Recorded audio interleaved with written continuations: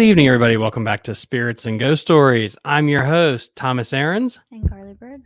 Week 39. And the one thing I do have to do is a little, just to make sure everything gets all lined up in the pre-cut. How you doing? I'm doing pretty good.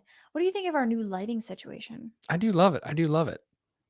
Tom got really excited. He came home with these new LED lights and started putting them into every single light socket in the basement. And he was just like, look, I love this color. I was able to turn the place blue. Yes. And honestly, though, when you mix blue with red, it actually works as a black light because the Spirits and Ghost Story symbol behind your head is popping right now. Oh, and sorry about that. So, anyway, guys, this is like an impromptu live stream. It will be demonetized. It will be delisted after we do this. More or less, just kind of mix it up for the late night owls that are with us right here. And also, honestly, when we do a live stream, Carl, it just keeps me more like alert and polished for some reason because you feel like somebody's going to be watching. And then if she stares off to the ether like a deer caught in the headlights. But I'm not staring off. I'm anywho, looking at us. This is week 39. 39. I just want you to let that sink in because we got to hustle and bustle. We got a lot going on. You know, the economy's going to shit. We're completely broke, but we still made it 39 weeks. And so it's the fact that this is extremely hard to be consistent in. Hustle and grind. 100%. Folks. And the fact is, we are 1 week away from 10 months. Wow. He is so tired right now. But what happened to 9 or 8 or 7? Like, I'm sorry. Like, I was trying to think about that like earlier today before you started recording. Is like, it blew by. Like, I don't know how we did it, but we did it. You know what I mean? Like, you know, and I've said this before, and I'll say it again. I honestly thought we would run out of stories. Like 6 months ago, thought we would run out of stories. That is shocking. And to this day, like, we still have, you know, different little short stories lined up, ready to go. You do some research, I do some research, and I'm just shocked at the amount of like endless story possibilities we continue to gather. Oh yeah, that is crazy to me. And the fact is, and I know a lot of people have commented on this in the past, like, we're only doing cryptids now. We're only doing cryptids. That's what's insane. I'm going to take that negative and turn it into a positive, by the way. That's what's insane. Is like, we've hit a lot of cryptid monsters and stuff. So that means we haven't even scratched the surface on ghost stories. I know. And we've made it this long. So like, we haven't even made it a year. We've made it this long. Yeah. But the point is, more things to come as we just keep chugging along at this. We're still alive, still grinding. And we made it. We're so close to 10 months. And then you're at 11. And then it's like a year. The wow. And before we get to the story tonight, I do want to ask Carly. Tom, what was the hardest stretch for this for you? The hardest so far, like it's like you mean, like what time frame was probably like the 10 hardest? months. Like, because to me, it's like the easiest part of a school semester is honestly when you're in the last couple of weeks. You can grind, you can see the end of the tunnel. So I feel like when we get close to our 1 year anniversary, that's gonna be super easy. And that, honestly, guys, will probably be really good episodes because at that point you put in more work because you're like, oh shit, we're like so close. I know, you're like you don't stop. You don't stop the week before a 1 year anniversary. Be like, all right, after all this, we're just gonna like we're done, YOLO. I think the hardest part is probably right now. And that's only because you and I are so busy because the weather is finally being wonderful and we want to go outside and do more outdoorsy things, but we also have to work and we also have to grind, and you're about to graduate with your master's degree and everything is just like, please employ me if you're listening. Anybody want to hire Tom? Please employ me. You're like, what do you do in your spare time? It's like nothing. as you find me out on this whole podcast thing. Yeah. But no, like honestly, I just think because the weather is so freaking nice right now that it's harder to sit down and just like, oh, I'm just gonna look for ghost stories on the old deep dark web, because we've got a million other things that we would rather be doing at the moment. The hardest thing for me was, honestly, if I had to think about it, was January to about March. Why?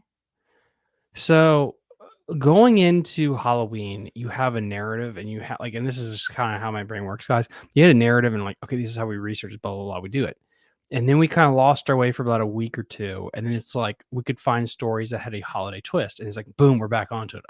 We had a vision or how we're going to build these stories. Then after Christmas and the holiday season, it was like we had no structure, so to speak, and so it's hard to find stories. And so for January and February, I felt like it was really touch and go until we started to really bang out some good stories again. And so a couple that come to mind to me when it comes to like, when I think good stories, it's also like the depth, the research and things like that. So like the Snallygaster put a lot of research into that. The Kapaushka, a lot of research into that. Mothman put a lot of research into that. And it shows in the analytics of like, oh, what episodes pop. And it's so interesting. Like some of them we put a lot of research into and apparently they didn't resonate, which is fine. But it's rare that the episodes like we didn't put as much work into, those are the ones that pop. It's like never happens. It's usually the episodes I can guarantee which episodes are going to pop. And it was so weird. Like after the January, February lull, I think it's really right around your Kapaushka story. The water kelpie. Yeah, water kelpie. It's like we found this weird, I don't know, footing, second wind, where you started to research more. And when you started to research, it made it easier because I could then research a separate episode and it was like we could like flip around. And all of a sudden it was just we I don't know, we found like a new, I feel like it was in that January, February, like, oh, this is where it's gonna go. We were sharing basically the weight of it. Yeah. And we were able to find just a new pace. We were able to, a second wind, if you will. And then now it's gotten easier. It's gotten harder, but easier because it's like now that we got a good pace and we're closer to the end of the light and we're kind of ahead of it now too. If that makes any sense. And also just doing different segments and getting different story thread ideas.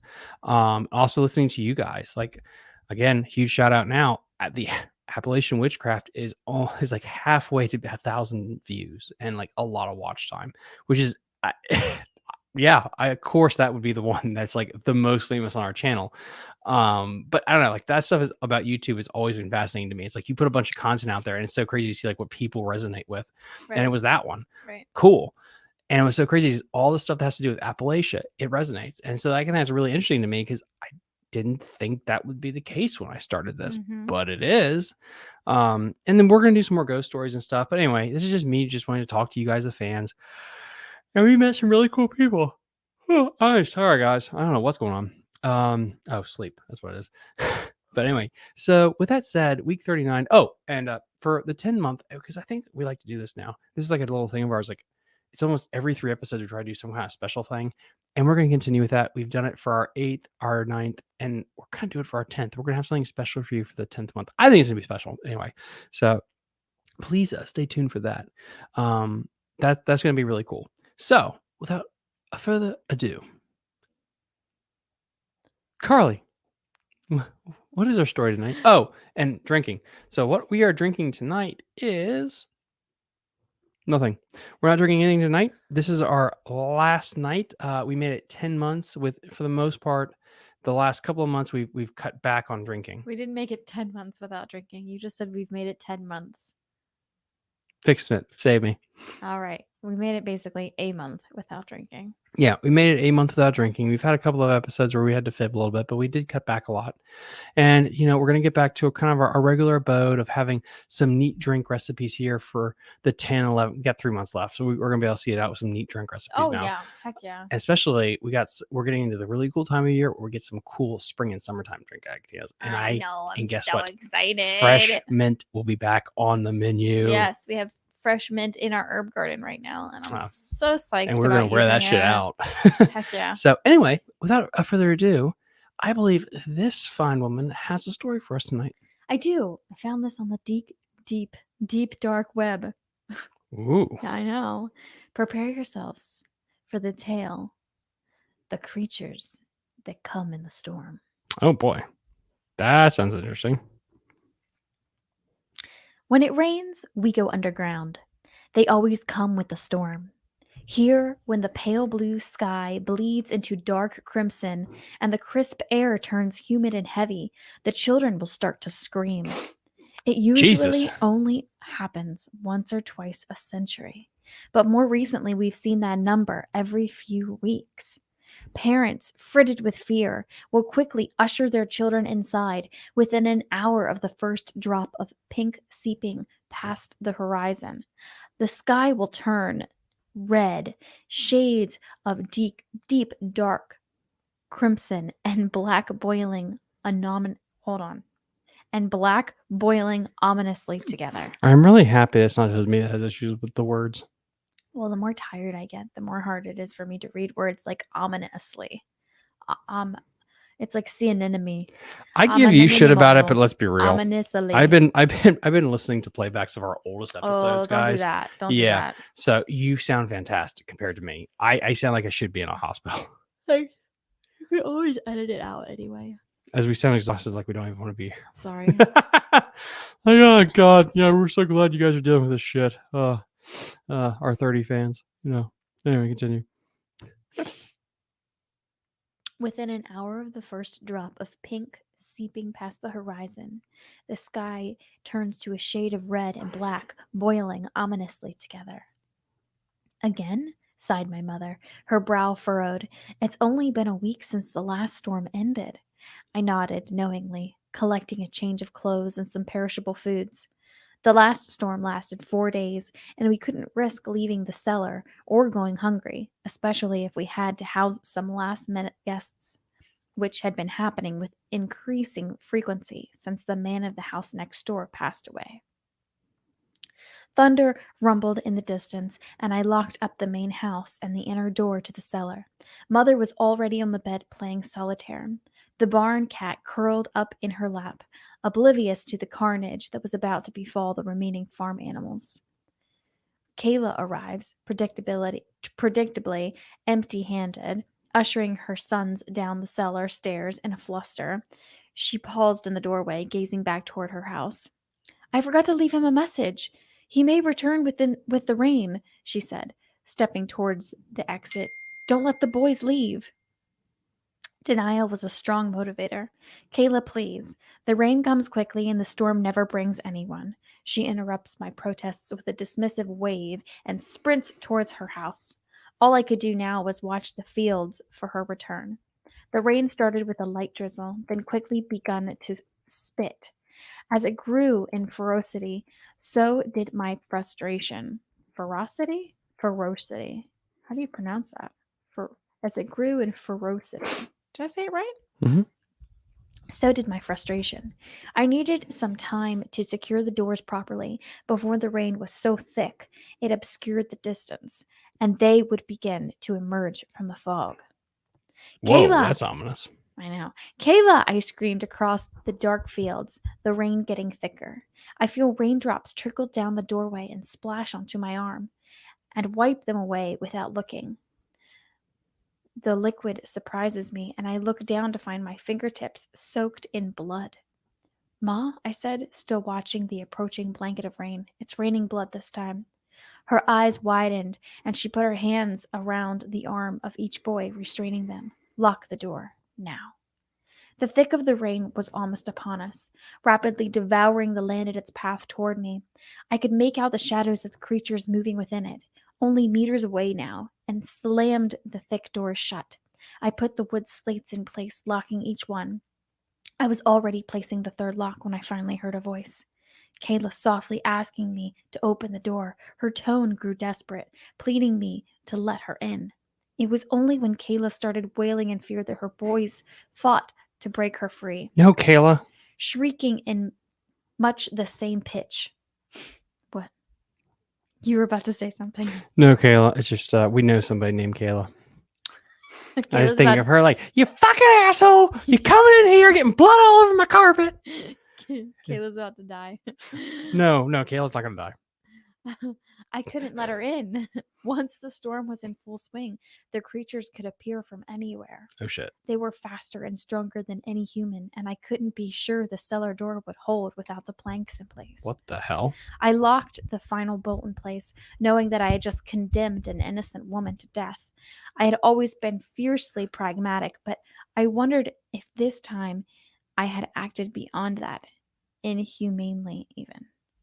Well, you just murdered somebody, so yeah, like that's a thing. It wasn't long until her blood-curdling shrieks pierced the silence between thunderclaps, and it wasn't hard to envision the creatures ripping her apart.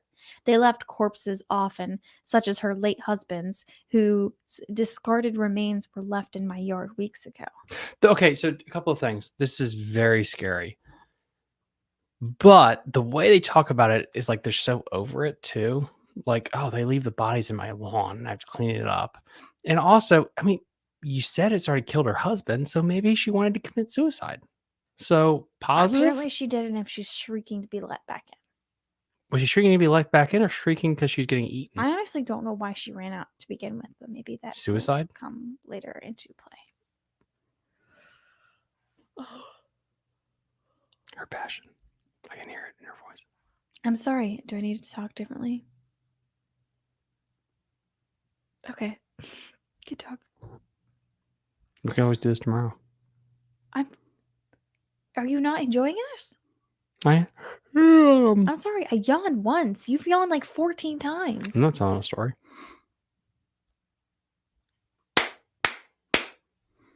I'm not starting over. I know, but that way I can edit it right there. Okay. I think there's more work to do. Go. It wasn't long until her blood-curdling shrieks pierced the silence between thunderclaps, and it wasn't hard to envision the creatures ripping her apart. They left corpses often, such as her late husband's, whose discarded remains were left in my yard weeks ago, obviously subject to unspeakable horror. I didn't want her to know the creature's proficiency for torture, but it seems I sentenced her to learn it firsthand anyway. We sat by a dwindling fire, bonded in terror, waiting for an uneasy sleep to claim us. It is night when I am woken by the sound of a lock turning, and I open my eyes to see the younger of the two children disappearing into the house, probably to use the bathroom. He had done this last time they stayed with us, to no harm, but it wasn't worth the risk tonight. I run towards the door to call him back, but I hear a window shatter and the child gasp. Before a sickening crack that is undeniably bones breaking echoes down the hallway, I lock the door and run back to bed just before the scratching begins. Great birthday it's been so far, I whisper to Ma, attempting to lighten the somber mood. She doesn't meet my gaze and instead begins shakily. It has only rained like this once before, the night you were born. She begins sobbing silently. They've come back for you. I can feel it. An hour later, our remaining guest started to wail, a high-pitched, almost mechanical sound. I heard them. He trailed off, before frantically beginning to claw at the clay earth surrounding us. They're calling! He's pulling on the locks to the outside, frenzied in his efforts, fingernails split and bleeding. My mother hands me a knife, and I know it has to be done. Once they hear the call, they never truly come back. Even if we tied him down, his screams may attract them. And anyway, we knew all too well that he would spend the remainder of his days out in a paddock, screaming at the night, waiting for their next visit.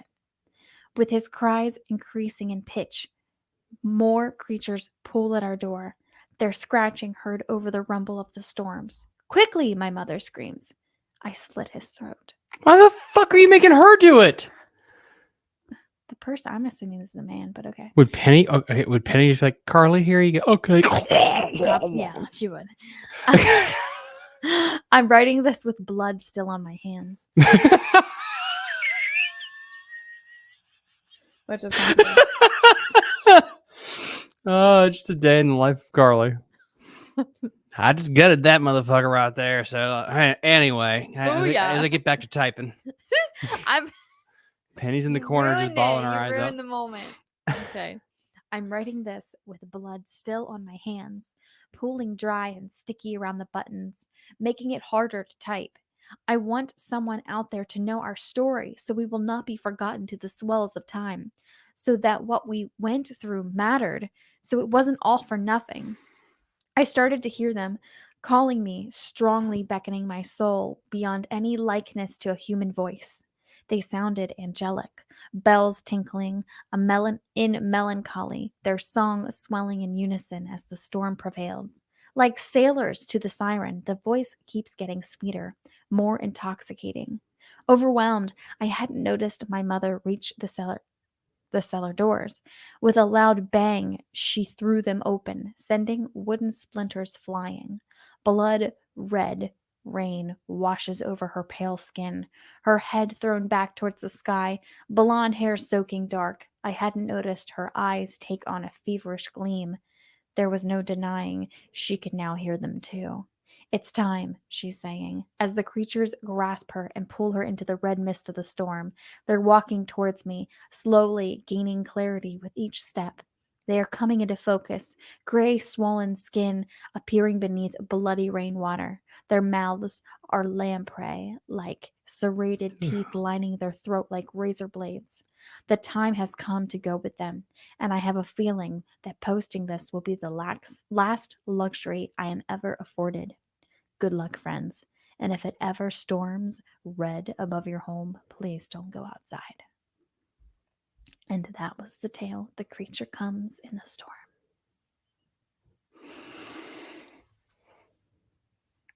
Damn.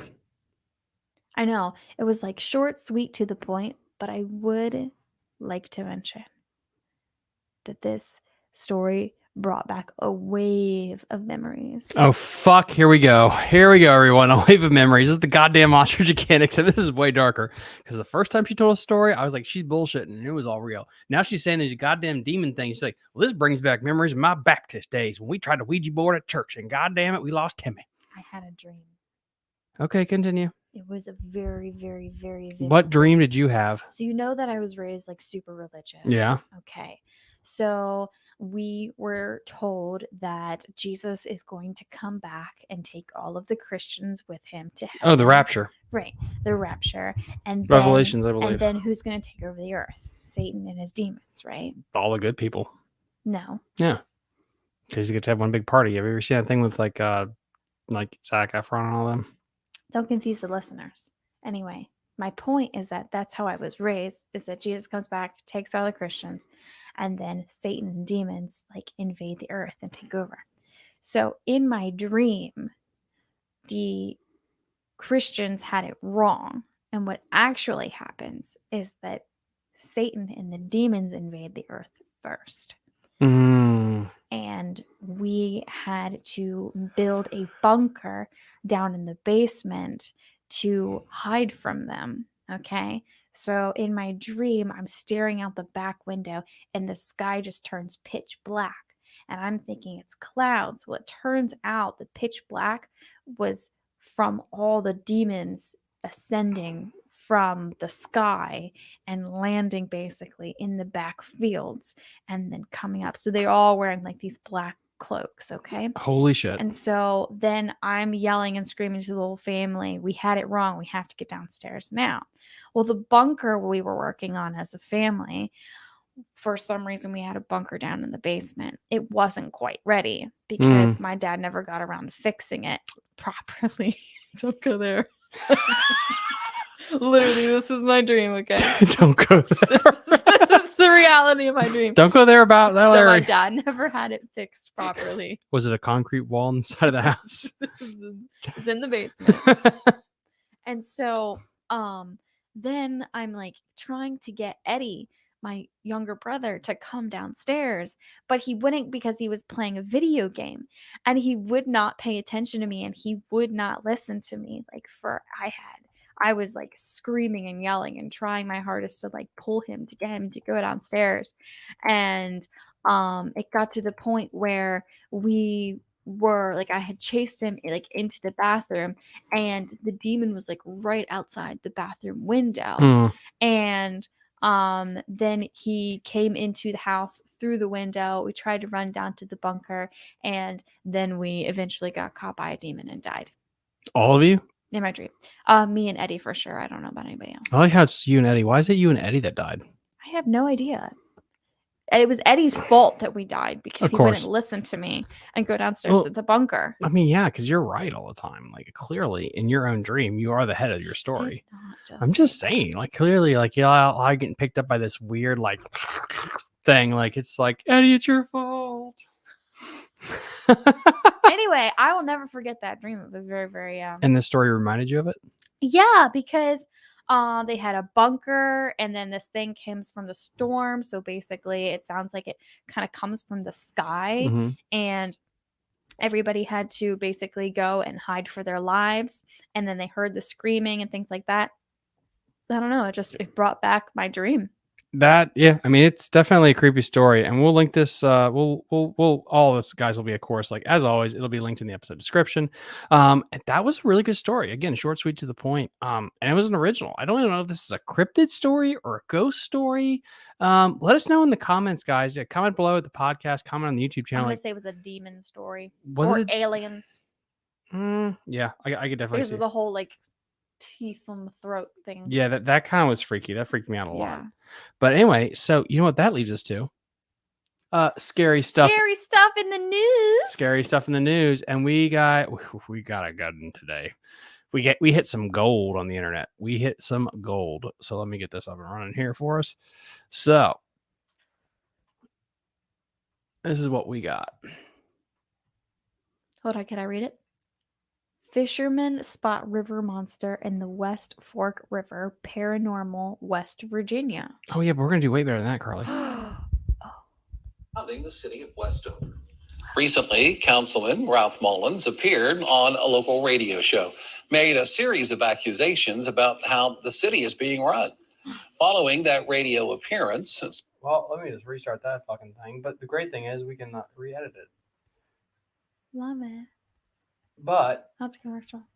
Next to the river. Oh yeah, here we go. So whether it was here or another spot close by around Fairmont, we usually gathered here to go catfishing at night. And it was, for all intents and purposes, just a typical Friday night that we would spend down here hanging out next to the river and fishing. It was somewhere around, I want to say midnight. It wasn't uncommon for us to stay here into the early morning. We all lived just a couple of minutes away, so it really wasn't a far drive. So it was one of those nights where we were sitting down here. It was dark. We all had lines in the water. And out of the corner of my eye, if I'm sitting right here with our lines into this bigger pool, out of the corner of my eye, I saw something reflecting in the moonlight. It was a pretty clear night, so we had good light from the moon. I just love, like, oh my gosh. And so what we saw This was from the moonlight. It was from the moonlight. It was there. a reflection. So basically, if you guys aren't following around, this is an Appalachian cryptid of West Virginia that really lives in the Allegheny and Monongahela River systems. And so we'll just continue with what he said. Then we'll kind of get into what they think it is. And at first, when I looked over, you see something that is intruding the flow of the water. So you see the water, as if it was going around a rock. I also love, I'm sorry, I know like I'm cutting this off, but this guy is coming up with as big of words as humanly possible. And I really have a hard time believing this is the way he talks in real life. He could be a sweet guy, but it's like how we have large and Jim Bob and small Billy Bob. And I looked out there and I could see that the water was intruding. For in my vision receptors, it was a sparkling there. And I was like, Billy Bob John, what is it that? And this that he removed it thou. And I saw what looked like it was a circle. It was big.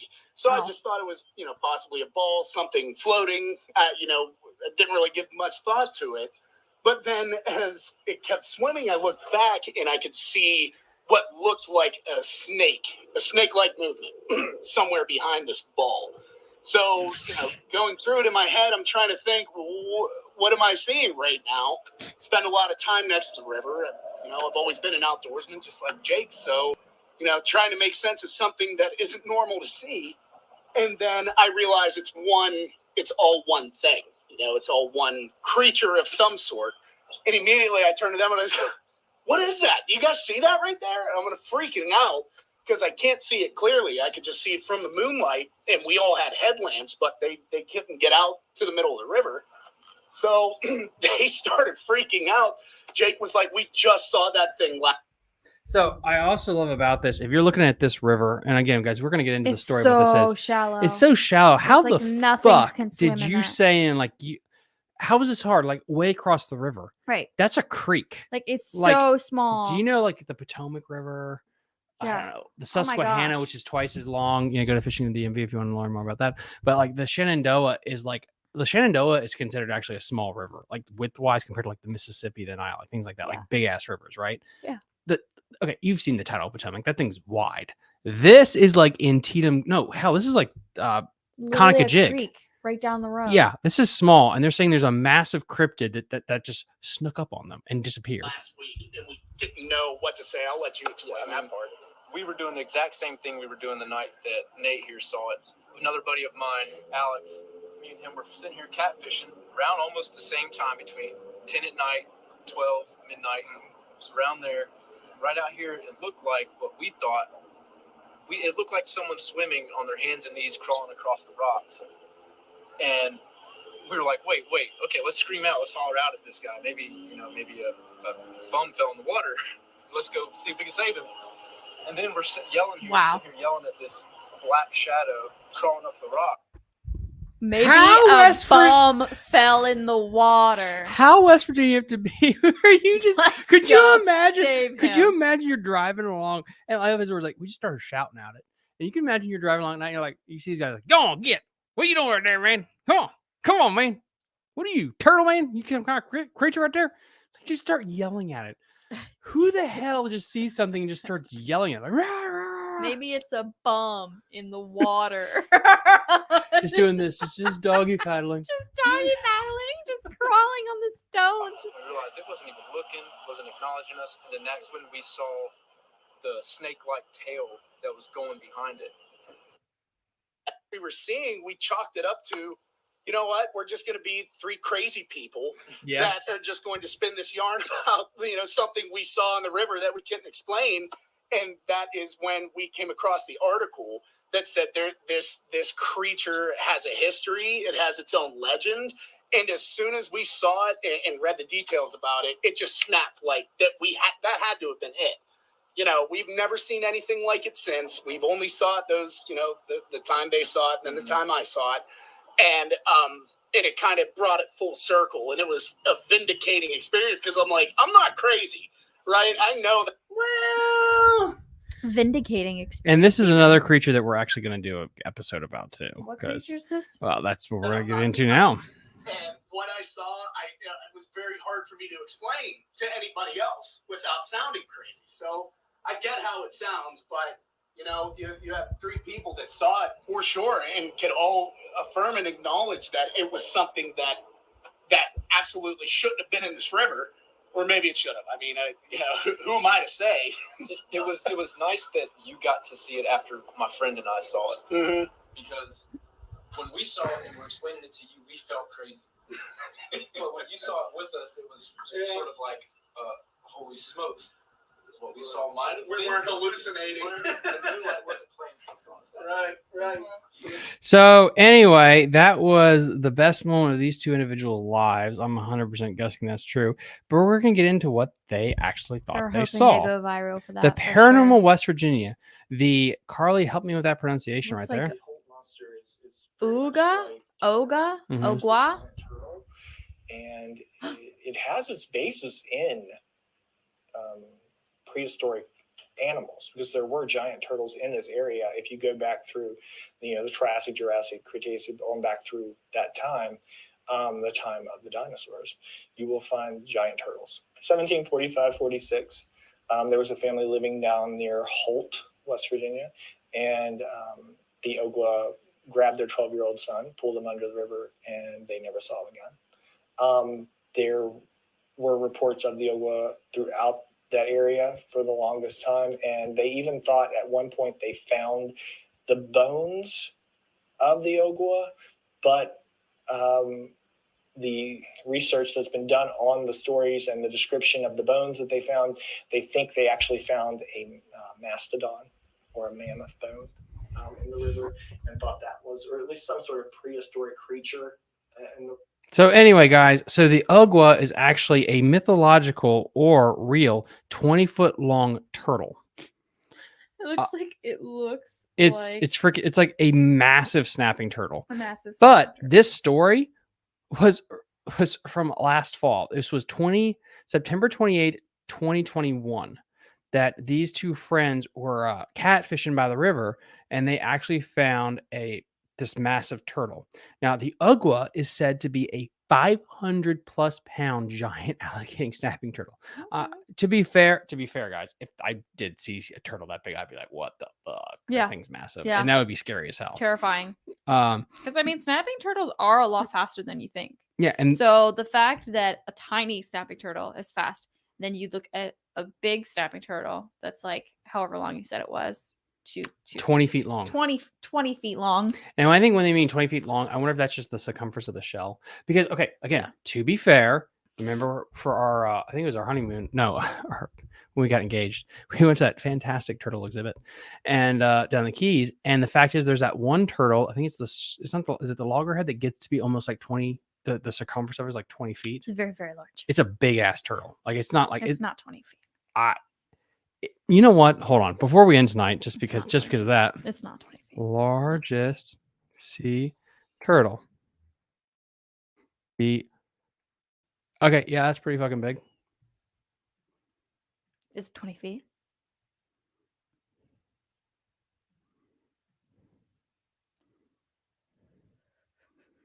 That's still fucking big. That's a really big turtle. Yeah. That's still okay. So imagine if like there was a snapping turtle that could potentially get like that big. And to be fair, like, okay, you're right. It's probably not 20 feet, but if you saw that thing in the water, Oh, that's horrifying. that would be horrifying. Oh yeah. I mean, yeah, like that's honestly a good point too, just from like whatever, but like how big does something have to be to the point that it looks like a monster? You know what I mean? Like, so example, like this thing, if you saw something this size in the river, Yeah. it's a monster. Yeah. You'd be like, yeah, you might exaggerate that thing to be 20 feet. Because at that point, it's like, I can see where you could exaggerate that too. I feel like You know, a painted once- turtle, you can't exaggerate to 20 feet. This once, thing, once it hits like 200 pounds, it's a monster. 200 pounds is a monster. So Yeah. anything underneath that is not. So, was JoJo a monster? No, he's under 200 pounds. I thought he was like 100.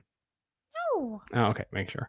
But anyway, guys, so with that said, that was week 39. It was a fantastic week. We found a massive turtle monster, some weird ass like Lamprey sucky blood demons. That basically also happened in Carly's childhood, apparently too. So Basically. we got a lot accomplished today. I know. And then next week we got a super special 40 episode 40. Oh, what a great week. 10 months into this bad boy with only 2 left. And then we would have made it a year with only, I think, 1 week of minor hiccups. And that's it. Yeah. Yeah. Pretty damn impressive. I Pretty know. damn impressive.